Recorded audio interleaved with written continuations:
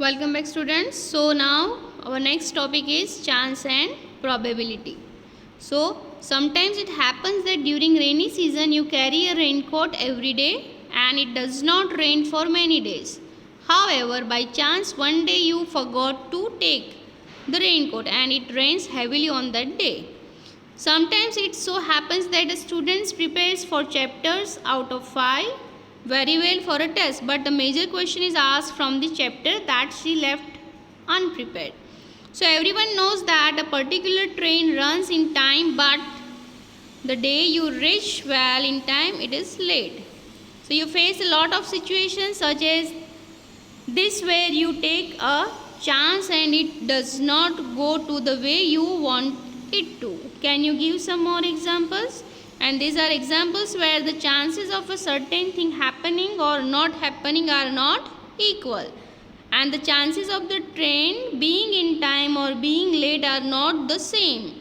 When you buy a ticket which is wait listed, you do take a chance. You hope that is might get confirmed by the time you travel. So we however consider here certain experiments whose results have an equal chance or chance of occurring. So getting a results, you might have seen that before a cricket match starts, captains of the two teams go out to toss a coin to decide which team will bat first. So what are the possible results you get when a coin is tossed? You have only two choices, either head or tail. So imagine that if you are the captain of one team and your friend is the captain of the other team. You toss a coin and ask your friend to make the call. Can you control the result of the toss? Can you get a head if you want one or a tail if you want one? No, that is not possible. Such an experiment is called a random experiment. Head or tail are the two outcomes of this experiment. Why? Because you know that if you toss a coin, there is only two possibilities, either it is head or it is tail. But it is difficult to say that yes it is head or yes it is tail. Okay, so this is known as the random experiment. Turn the page. Now you have given the equally likely outcomes. So a coin is tossed several times and the number of times we get head or tail is noted. Look at the results. So 50 times if you are tossing a coin, you are getting the tally marks for the number of heads and tally marks for number of tails. If you keep on increasing, you are getting the number of heads, number of tails according to. So this you can do with the help of tally marks. So this is little bit time consuming. Observe that as you increase the number of tosses more and more, the number of heads and the number of tails come closer and closer to each other. This could also be done with a die. When tossed a large number of times, number of each of the 6 outcomes become almost equal to each other. In such cases, we may say that the different outcomes of the experiment are equally likely. This means that each of the outcomes has the same chance of occurring. Means if you have a die and if you throw a die, you have equal chances to get the same number. 1, 2, 3, 4, 5, 6. You cannot predict it, but each and every numbers on a die have the same chances to get it as a result. Okay, so this is all about your equally likelihood experiment. If you throw a die with 12 times, it may happen that 12 times you are getting the same answer, 1, 1, 1, 1.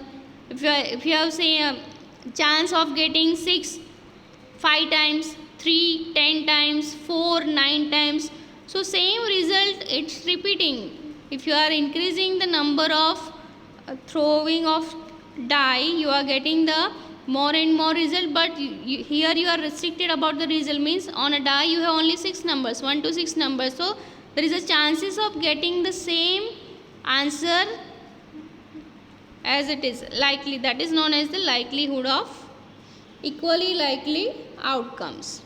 Now liking linking chances to probability.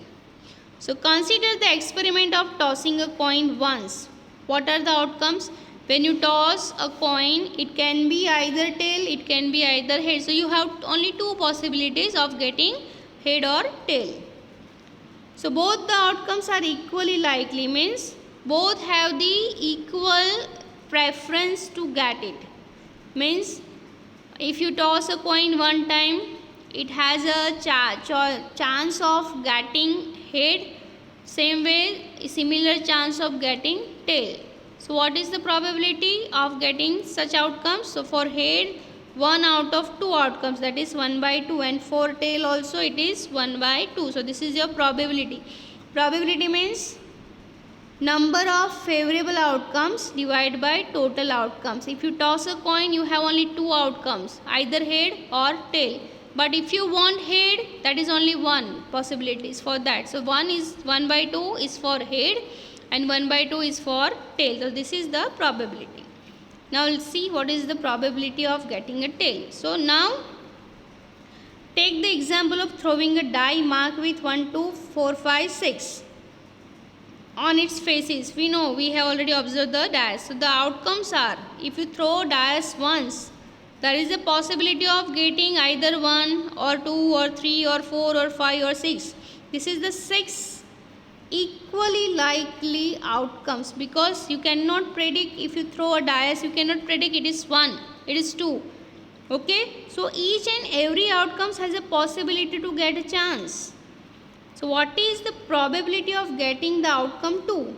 From 1 to 6 you have only 1 time 2. So what is the probability? 1 by 6. Why? Because 1 is your favorable outcomes which you want, and 6 is the total number of outcomes, that is equally likely outcomes. So what is the probability now? So what is the probability of getting the number 5? That is 1 by 6. Why? Because 5 is only 1 time in 1 to 6. So that's why there is possibility of getting 5, that is 1 by 6. Now next is outcomes as events. Each outcome of an experiment or a collection of outcomes make an event. For example, in the experiment of tossing a coin, getting a head is an event and getting a tail is also an event. In case of throwing a dice, getting each of the outcomes is an event.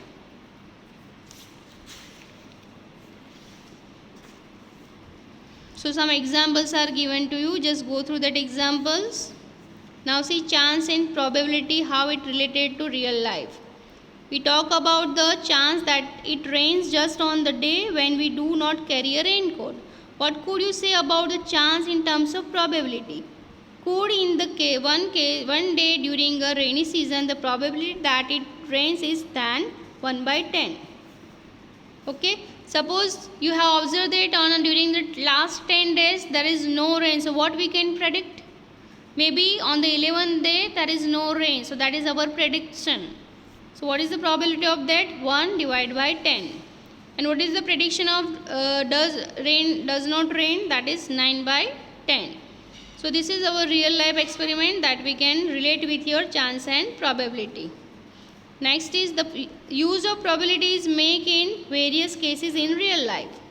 To find characteristics of a large group by using a small part of the group. For example, during elections, an exit poll is taken. This involves asking the people whom they have voted for when they come out after voting at the centers, which are chosen offhand and distributed over the whole area. This gives an idea of chance of winning of each candidate, and predictions are made based on it accordingly. So this is the real life examples that you can consider. Okay. Second is meteorological department predicts weather by observing trends from the data over many years in the past. Whether there is a heavy rain, whether there is a heavy cold, heavy summer, this all kind of prediction is done by the weather department. That is the prediction on the basis of last few years. So this is about the chance and probability. Okay, then we will see exercise 5.3. Thank you.